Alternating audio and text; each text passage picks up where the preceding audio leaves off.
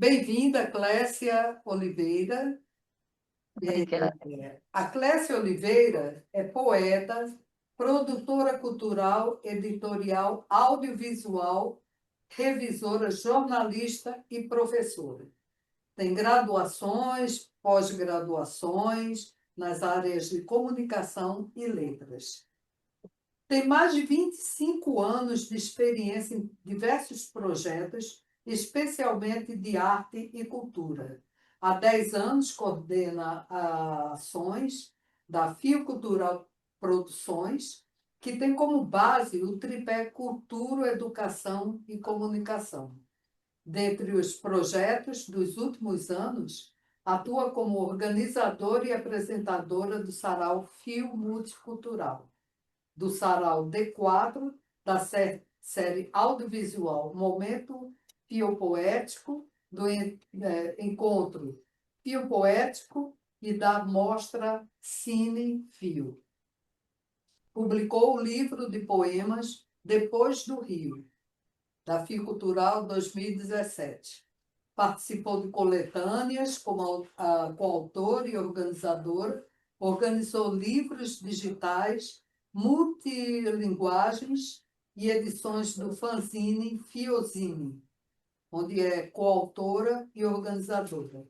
E edições do fanzine Mistérios Sagrados de Laupezes, contos, e de Paulo Cajal, além de escrever contos, crônicas e ensaios publicados em diferentes mídias.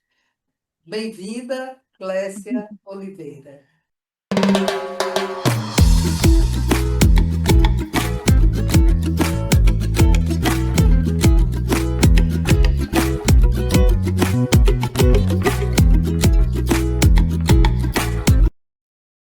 É um prazer Obrigada, gente. grande estar aqui com você. E vamos começar a conversar um pouquinho, né?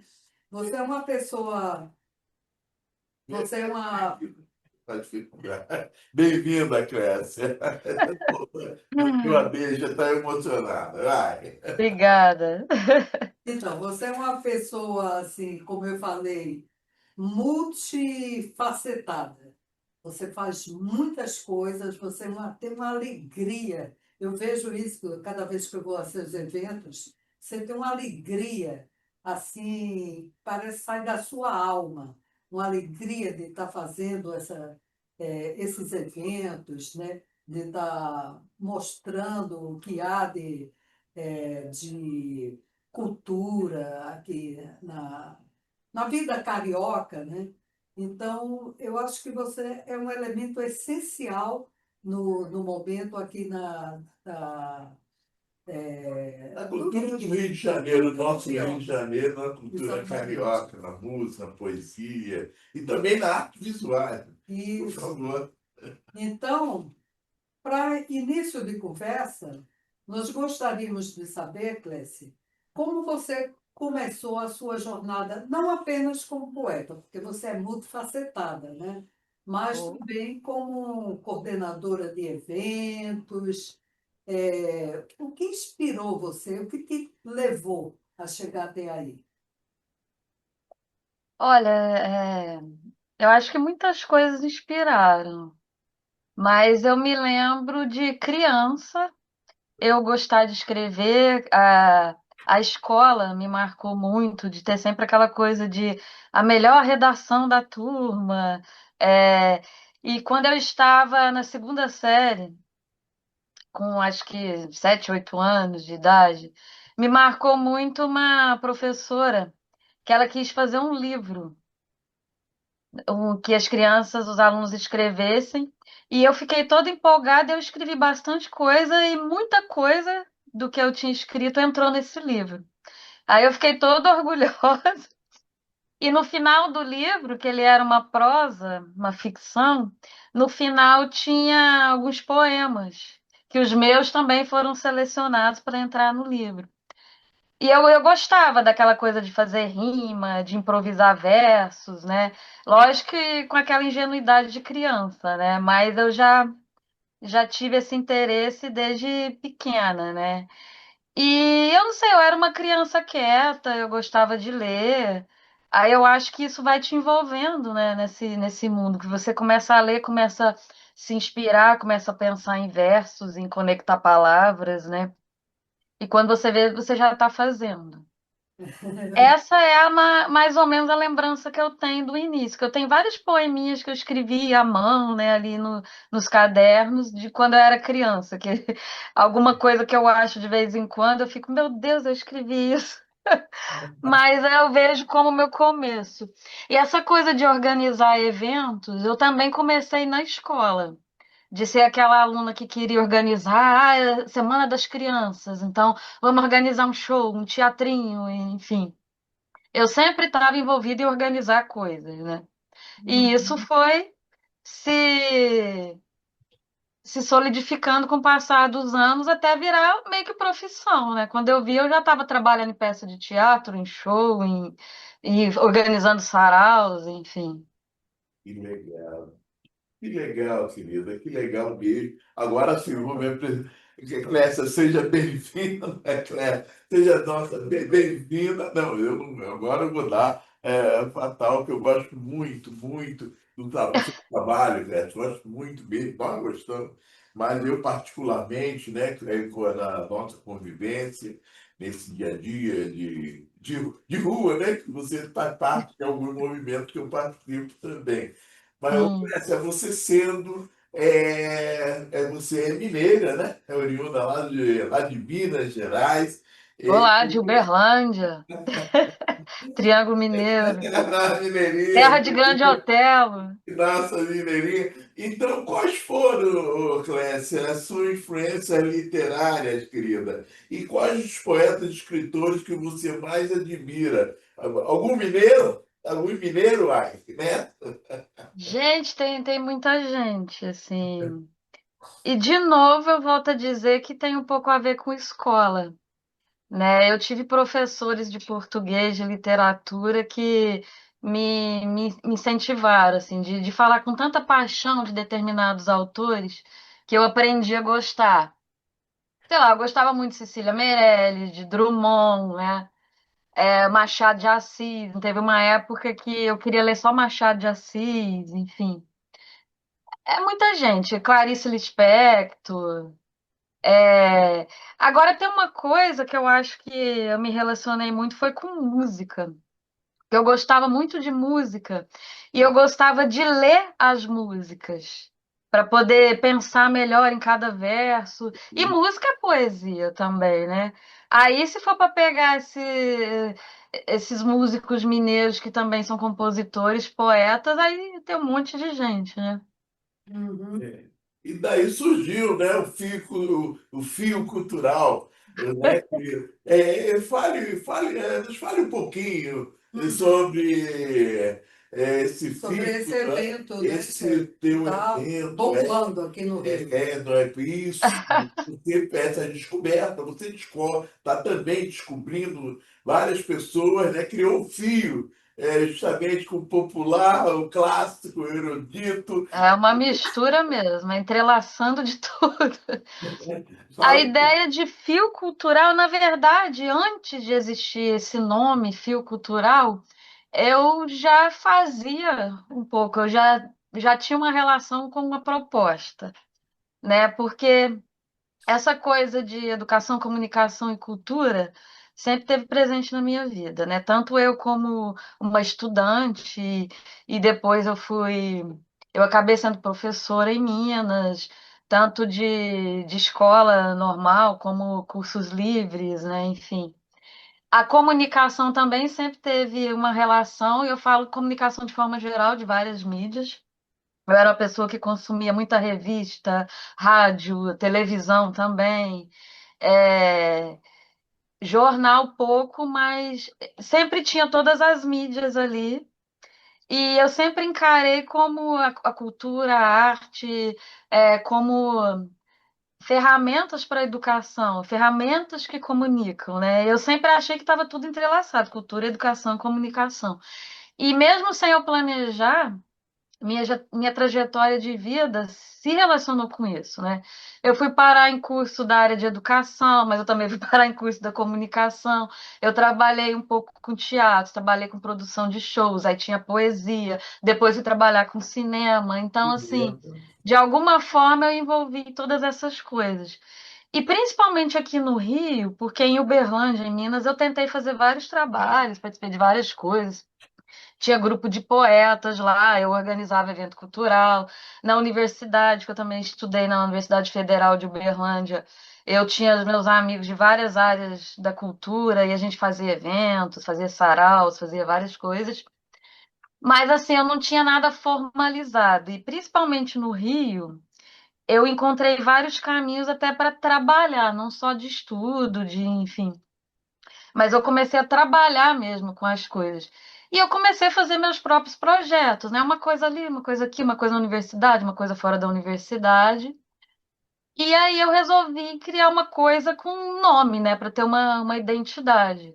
Aí eu criei a Fio Cultural Produções. Na verdade, Fio Cultural é o nome da produtora que agregava isso tudo.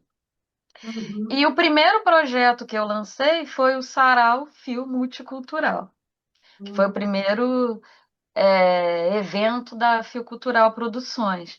E Quando assim, o sarau começou? se chama Fio Multicultural porque tem essa mistura mesmo de coisas, né, de linguagens. A poesia sempre foi o fio condutor, mas eu entendi a poesia como uma arte que articula com a música, que articula com cinema, que articula com várias outras linguagens, né? E eu acabei criando um sarau que sempre tinha que ter poesia, mas eu colocava exposições de arte, eu Ah, colocava até música, dança, performance teatral, enfim.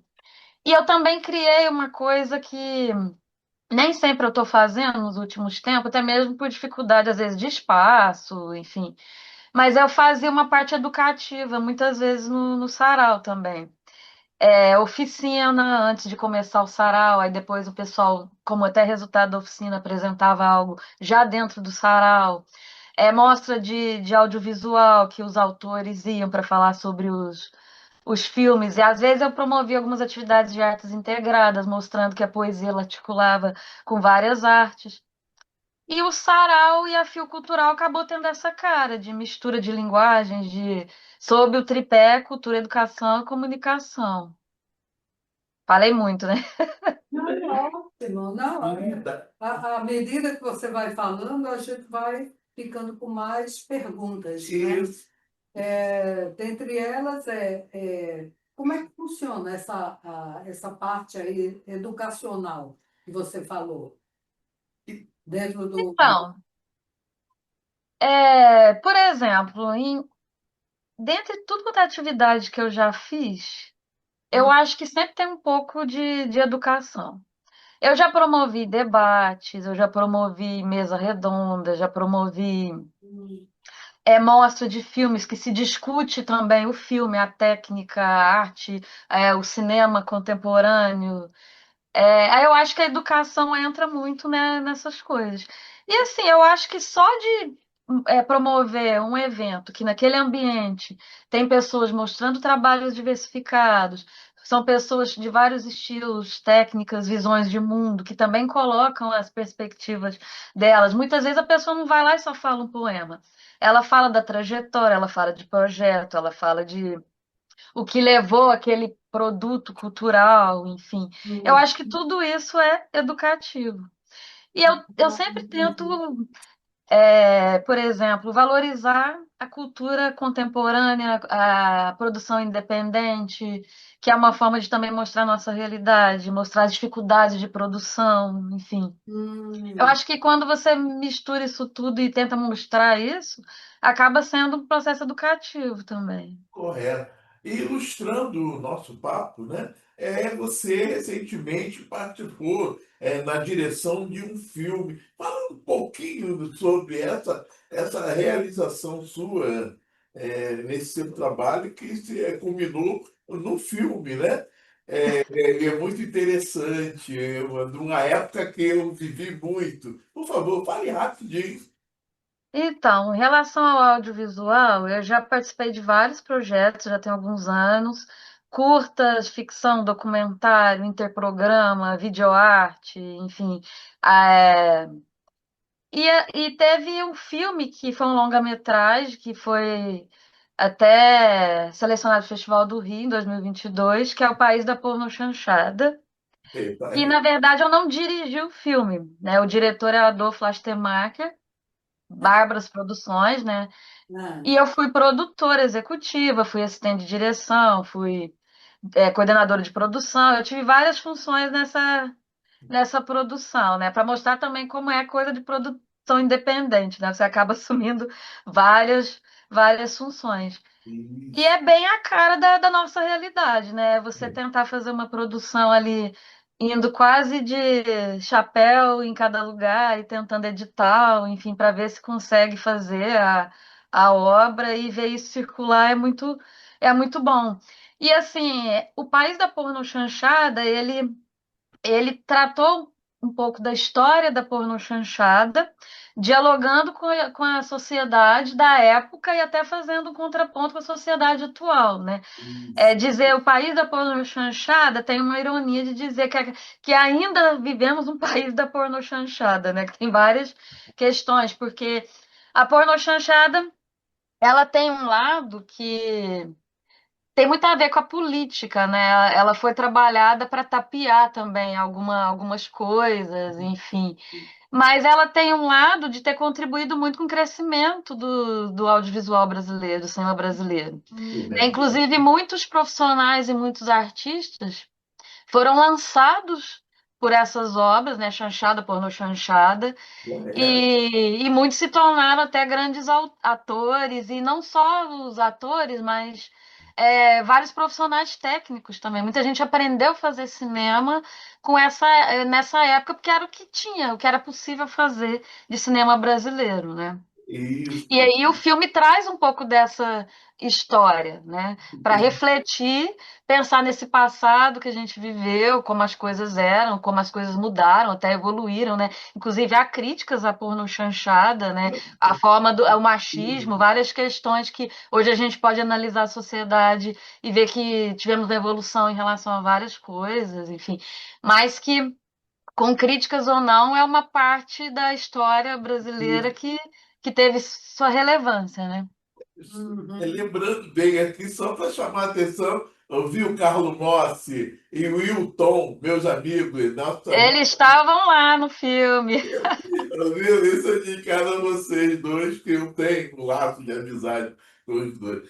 Mas, obrigado, querida. Obrigado, que eu quero dizer, dessa sua explanação muito rica, ouviu? Muito rica mesmo. Deixa Mas, eu fazer uma pergunta. Você é uma pessoa que, como falamos antes, é multifacetada, né? Então, você integra poesia, música, cinema, né? Como é que você vê isso, eh, na sociedade atual? Você acha que, de alguma forma, há um impacto positivo dentro da sociedade atual? Vocês dizem assim, a arte, o impacto da arte de forma geral na É, sociedade? as coisas que você faz, né? Ah, sim. Então, assim, primeiramente falando de forma geral, eu acho que a arte e a cultura, ela teve em todos os momentos da nossa sociedade, de um jeito ou de outro. É, e hoje em dia, a gente vê que muita coisa evoluiu hoje em dia, a gente vê que tem muitos artistas em evidência, tem muitos artistas que contribuem com a cultura, com várias questões da sociedade, que valorizam nossa cultura. É, E o trabalho que eu faço é mostrar um pouquinho do que a gente tem, entendeu? É aquela coisa de você fazer pelo menos ali em torno do que você conhece, do que você convive. É, E eu vejo que amigos que eu tenho e pessoas que eu conheço, que eu vejo atuando, cada um tem um papel. Uhum. que seja agindo ali no meio em que circula, até na própria família, às vezes os familiares não são ligados à arte, aí vê, ah, meu tio lançou um livro e começa a gostar de poesia.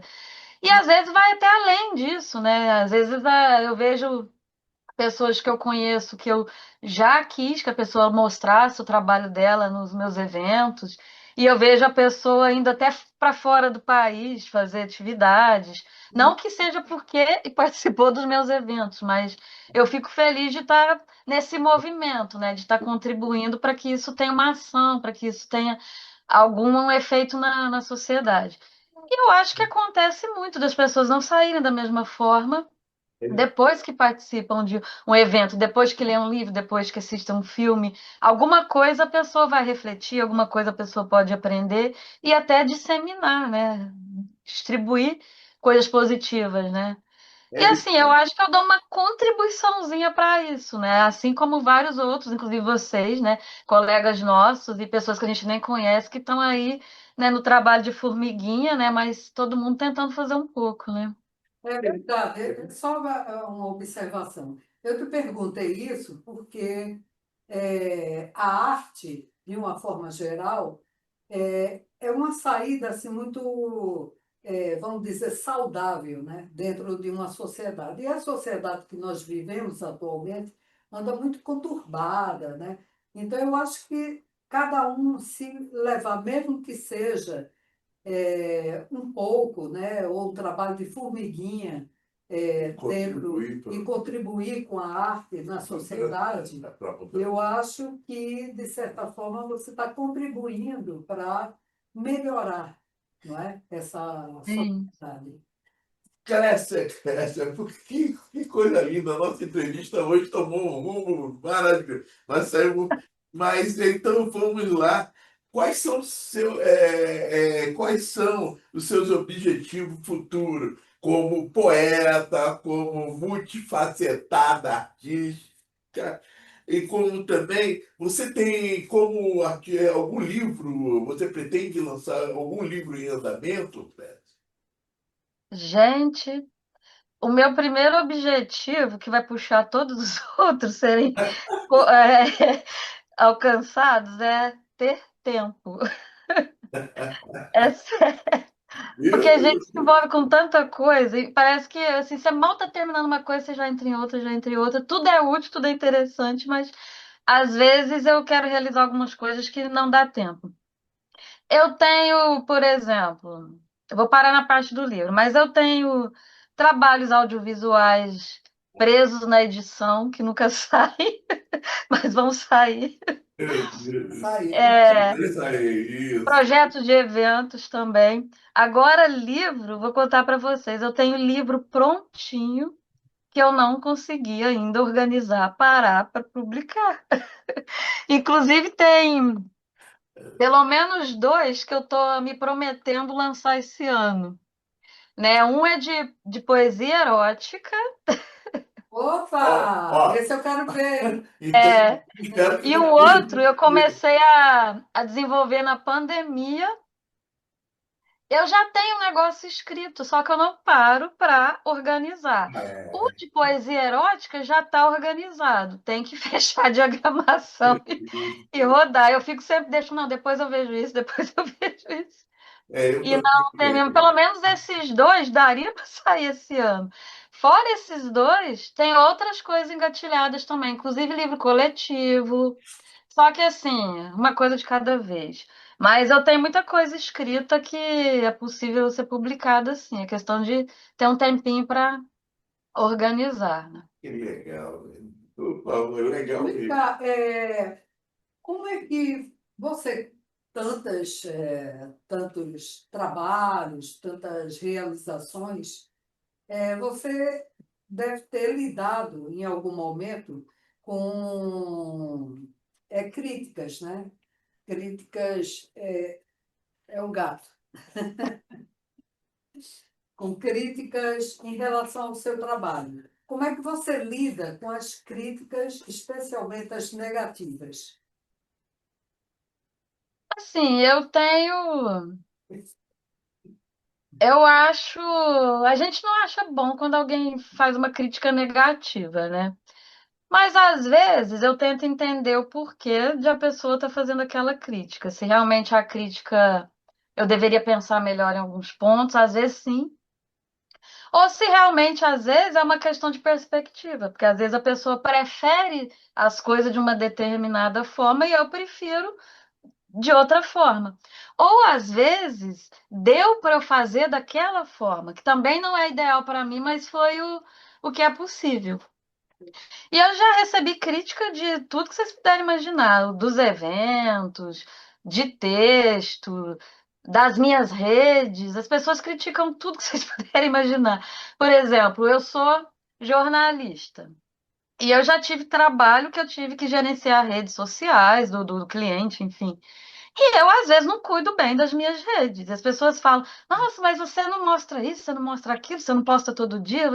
Não é porque eu não sei como usar melhor a ferramenta, é porque eu tenho outra coisa para fazer, não tenho tempo, não estou com vontade também. Não é porque eu não sei fazer, não é porque eu não quero necessariamente também. Uhum. Os eventos, todo evento tem alguém que gosta e alguém que não gosta de alguma coisa. Porque cada um, porque ainda mais que eu misturo muita gente diferente. Cada evento que eu faço, ele tem um formato. O sarau chama Sarau Fio Multicultural, por exemplo. Mas cada sarau Fio Multicultural que eu faço é de um jeito. E sempre alguém critica alguma coisa. Ah, porque tinha poesia demais. Ah, porque atrasou para começar. Ah, porque o lugar não é legal. Ah, sempre tem mil questões. E assim, tem hora que eu penso, poxa, eu me matei de trabalhar, estou aqui fazendo a parada, as pessoas vêm na minha cabeça por defeito, enfim. Isso. Mas eu entendo que às vezes a pessoa nem está com vontade de me ofender, entendeu? A pessoa só fala, ah, você podia fazer não sei o quê. E às vezes entra aqui e sai aqui, enfim. Eu Olha, pensei, cara, às vezes eu explico, ah, não fiz por causa disso, ou não fiz porque não era assim que eu queria mesmo, ou não fiz porque não dava. Eu não tenho um centro cultural maravilhoso, com espaço lindo, incrível, que tenha tudo de melhor para fazer um evento. Às vezes eu faço o evento onde dá. Nem tudo eu controlo, porque eu chamo as pessoas que participam, elas fazem o evento comigo. Eu não tenho domínio sobre tudo também que elas vão fazer, o que elas vão falar, enfim, se o que elas têm para dizer, mostrar, vai agradar todo mundo, enfim. Mas assim, sei lá, poesia, por exemplo, uma vez um poeta que não vou falar quem, mas é uma pessoa muito reconhecida, que tem um trabalho incrível, falou assim: "Ah, eu odeio essa coisa de você fazer poema sem título." Aí eu falei: "Por que que eu não posso fazer poema sem título?" mas Porque o título, às vezes, ele já te direciona para uma e, linha de pensamento. Às vezes eu não quero, eu quero tão solta a coisa que a pessoa vai achar um pensamento em cada verso. Às vezes é meu objetivo não ter título. Se a pessoa quer pôr título dela toda vez que ela fizer um poema, ela que ponha, entendeu? o próprio Mas assim, muitas vezes as pessoas querem que você faça o que elas querem para elas, o que elas e, acham que é legal. É E às vezes é verdade. só uma questão de ser diferente, né? Uhum.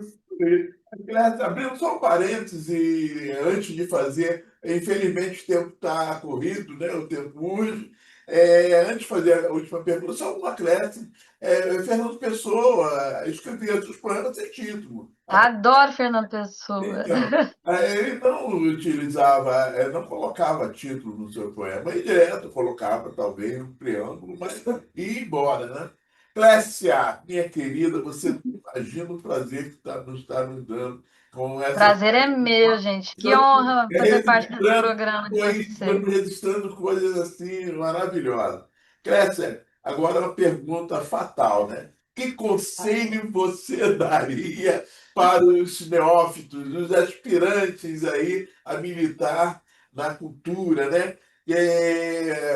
Poetas que estão aí, poetas e também, vamos dizer assim, artista, não como você, que você é especial, mas nessa vida para a cultura, voltado para a cultura, o que você daria a esses neófitos, esses E iniciantes? conselho, né? Algum Que conselho? conselho você daria?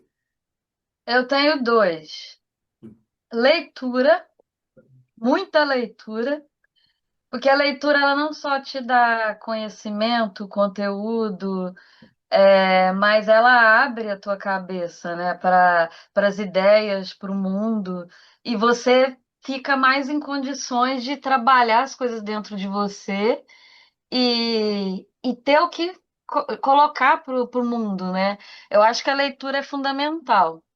No caso da poesia, da escrita, é mais ainda, porque você interioriza a escrita, o uso da palavra, os sentidos, a estrutura da língua, e eu acho que é fundamental. E não só pensando em quem vai escrever, mas assim para todas as artes. Leitura casada com estudo, né? É sempre bom. Mas outro conselho é a vivência. Hum, A gente tem que uhum, viver o mundo, ter experiências, pensando na literatura, né? Só por exemplo, a literatura. É legal participar de eventos literários, de conhecer outros autores, de ver os trabalhos em torno da literatura, que a literatura ela tem muitas possibilidades, né? Ela vira outras artes, inclusive, ela vira música, ela vira teatro, ela vira muitas coisas, né? Ela vira roteiro, né? E e eu acho que você se relacionar com pessoas diferentes, de vários tipos, com lugares, com várias situações, você cresce muito, você adquire uma maturidade para a vida e para as artes, né, também. Então, uhum. assim, ler, estudar e viver, vivenciar coisas, né, tanto para inspirar quanto para conhecimento também. Ótimo. Conexões. Olha, infelizmente vamos ter que limitar aqui o nosso papo, porque já estamos em cima da hora, mas que tal Sim. você falar um poema seu para fechar com chave de ouro? Um poema. Eu vou falar um curtinho que eu me lembro agora, que é antigo e que eu gostava muito desse poema, assim. Como ele é curtinho, eu conseguia decorar, porque eu não sou muito boa de decorar. Às vezes eu tento decorar e no meio do negócio eu esqueço um verso, eu falo, ai meu Deus, eu só escrevo, eu não sei para isso. Mas tem um que eu me lembro. Ah, É Loucos. São tantas as coisas que nos enlouquecem que talvez possamos nos ver como loucos inatos. As tais coisas só vêm denunciar o que somos, algo que tememos muito. Classificamos os loucos como se eles existissem. Loucura, somos uns doidos ao pensar que deveríamos ser iguais. Os loucos não são loucos. Nós é que somos uns animais. É isso. Me lembrou aquela música, né? Louco é quem me diz que não é. Eu até acho que, mesmo sem ser consciente, eu acho que teve uma inspiração nessa música que eu adoro. e nós somos de louco, graças a Balada do Louco, a música. Deus. graças, Querida, olha, muito obrigada pela sua entrevista, foi muito rica. muito rica E, mesmo. e avisamos ao público e fãs, não é, da Clécia, que ela vai estar oportunamente nas redes sociais com essa entrevista e mais alguns poemas dela. Então, não percam. Muito Clécia, obrigada a vocês e parabéns pelo trabalho, viu? Obrigada, Clécia, Clécia. que ótimo. Beijo.